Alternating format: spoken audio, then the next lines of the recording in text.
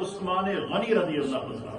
حضرت عثمان کو غنی اس لیے کہتے ہیں کہ یہ نبی پاک کی بارگاہ کے سیف تھے، خدا نے بے شمار دولت عطا فرمائی تھی، لیکن اس دولت کے ساتھ جتنی دولت تھی اس سے کئی گنا بڑا خدا نے دل بھی عطا فرمایا تھا، اس سے کئی گنا زیادہ خدا نے جذبہ ایثار بھی عطا فرمایا تھا، اس سے کئی گنا زیادہ اللہ تعالیٰ نے ان کے اوپر کرم کے دروازے کھول دیے تھے۔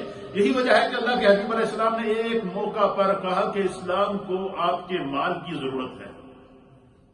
تو حضرت عثمان غنی صحابہ کی مجلس لگی تھی، حضرت عثمان غنی کھڑے ہو گئے اور آپ نے عرض کیا کہ یا رسول اللہ 100 اونٹ بما پالان بما مال، تو سارے کے سارے میں اللہ کے حبیب کے قدموں میں قربان کرتا ہوں، اسلام کے نام پر دیتا ہوں۔ اسی مجلس میں سرکار نے پھر دوبارہ فرمایا ترغیب دینے کے لیے کہ اسلام کو آپ کے مال کی ضرورت ہے۔ حضرت عثمان پھر کھڑے ہو گئے، یہ نہیں کہا کہ میں 100 اونٹ کا مال اللہ کی حبیب کی بارگاہ میں پیش کر چکا ہوں، پھر کھڑے ہو گئے، پھر کھڑے اور آپ نے عرض کی کہ یا رسول اللہ 200 اونٹ بما مال اور پالان آپ کی خدمت میں پیش کرتا ہوں۔ سرکار نے تیسری مرتبہ جب پھر ترغیب دی، حدیث میں آتا عثمان غنی پھر کھڑے ہو گئے، یا رسول اللہ 300 اونٹ اور اس کا سارا ساز و سامان اسلام کے لیے پیش کرتا ہوں۔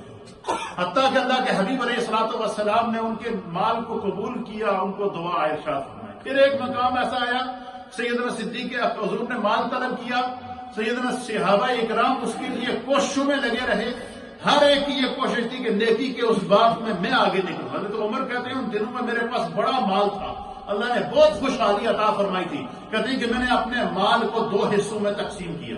تقسیم کرنے کے بعد پھر کیا ہوا، سیدنا عثمان غنی رضی اللہ تعالیٰ عنہ فرماتے ہیں کہ میں نے جو ہے سیدنا فاروق اعظم کہتے ہیں کہ میں نے 2 حصوں میں تقسیم کر کے آدھا مال اپنا اور اپنے اہل خانہ کے لیے رکھا اور آدھا مال سرکار کی بارگاہ میں لے کر آیا، کہتے ہیں حضور کی بارگاہ میں پیش کیا، سرکار نے اسے قبول فرمایا اور حضور نے پوچھ فرمایا کہ عمر بڑا مال لائے ہو، کچھ گھر والے واسطے بھی چھوڑے۔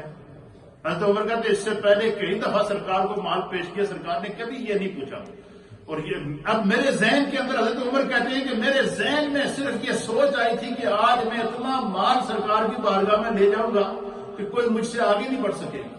کہتے صحابہ آتے گئے، اپنی توفیق کے مطابق، استطاعت کے مطابق اسلام کی خدمت کرتے گئے۔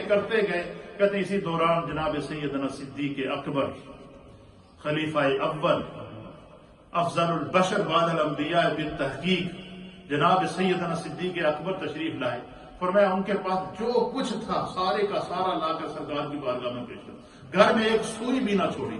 کہتے ہیں کہ سرکار دو علیہ وسلم پوچھیں کہ ابو بکر گھر کے لیے کیا رکھا ہے؟ تو آپ نے عرض کیا یا رسول اللہ گھر میں اللہ اور اس کے رسول کو چھوڑا ہے، جو کچھ تھا اسلام کے لیے اپنے آپ کو قربان کر دیا۔ تو یہ وہ جذبہ تھا جو صحابہ کا۔ حضرت عثمان غنی، آپ کو غنی کا لقب کیوں دیا گیا؟ اللہ نے آپ کو مال دولت عطا فرمایا تھا۔ اب سرکار نے یہ نہیں فرمایا کہ عثمان تمہارے پاس بہت مال ہے، سارے کا سارا اللہ کے راستے میں خرچ کر دے۔ حضور نے یہ نہیں کہا کہ ابو بکر تمہارے پاس بہت مال ہے، سارے کا سارا اللہ کے راستے میں خرچ کر دے۔ یہ نہیں کہا کہ عمر تمہارے پاس بہت مال ہے، سارے کا سارا اللہ کے راستے میں خرچ کر دے۔ لیکن جو اللہ نے مال دولت عطا فرمایا، اس کے جو حقوق اور فرائض اور زکوٰۃ اور صدقات جو اللہ نے اس میں سے تمہارا اس مال کا حق رکھا ہے، جب بندہ وہ ادا کرتا ہے تو خدا اس میں اور برکتیں پیدا فرماتا ہے۔ تو کہتے ہیں کہ جب روحانی امراض انسان کو لاحق ہوتے ہیں تو اس میں سب سے پہلا مرض ہے حب مال۔ دوسرا مرض کیا ہے کہ جب مال اس کے پاس آ جائے تو اس کے اندر تکبر آ جاتا ہے۔ تو مال کے ساتھ ہمیں جو ہے وہ تکبر سے اپنے آپ کو بچانا ہے، لالچ سے بچانا ہے، ہر طرح کے ناجائز ذرائع سے اپنے آپ کو بچانا ہے۔ پھر فرماتے ہیں کہ تیسری روحانی امراض جو انسان کو لاحق ہوتی ہے وہ کیا ہے؟ فرمایا وہ ہرس ہے۔ ہرس اس کی اور لالچ بڑھ جاتی ہے۔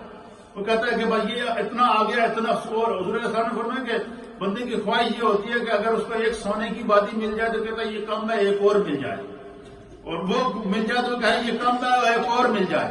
تو فرمایا کہ انسان کی ہرس پھر کیا ہوتی ہے؟ بڑھتی جاتی ہے۔ اور چوتھی بیماری جو روحانی انسان کو مال کی وجہ سے لاحق ہوتی ہے، اس کے اندر بخل آ جاتا ہے۔ بخل کہتے ہیں کہ بندہ سوچتا ہے کہ میرے پاس 5 کروڑ روپیہ ہے، یہ 5 کروڑ پاؤنڈ ہے، اب میں اس میں سے زکوٰۃ نکالوں گا یہ تو لاکھوں میں نکلے گی، تو لاکھوں پاؤنڈ جب میرے مال سے نکلیں گے تو مال میں کمی آ جائے گی۔ اب یہ لالچ آ گئی۔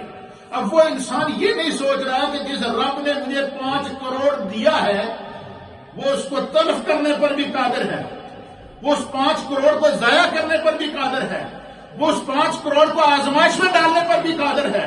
بندے کو تو یہ سوچنا چاہیے کہ جس رب نے مجھے دیا ہے، اگر اس کے نام پر میں اس میں سے 1,00,000 پاؤنڈ میری زکات نکلتی ہے تو میں خوش دلی کے ساتھ اس کو ادا کروں، محبت کے ساتھ ادا کروں، تاکہ جو ہے وہ خدا کا شکر ادا ہو سکے کہ میں تو اس قابل نہیں تھا، میرے اللہ کی مخلوق میں سے تو وہ لوگ بھی ہیں جو بڑی مشکل سے ایک وقت کا کھانا جنہیں میسر آتا ہے، جن کو رہنے کے لیے گھر نہیں ہے، فٹ پاتھ کے اوپر گزارا کرتے ہیں، جن کو رہنے کے لیے کوئی چیزیں موجود نہیں ہے اس کے لیے گزارا کرتے ہیں، تو اس کے لیے جو ہے وہ فرمایا کہ اس کے اندر کیا ہوتی ہے، حرص آتی ہے، بخل آتا ہے، حوث آتی ہے، لالچ آتی ہے، پھر خود غرضی، یہ روحانی امراض میں سے ایک مرض ہے کہ خود غرض ہو جاتا ہے انسان مال کی وجہ سے۔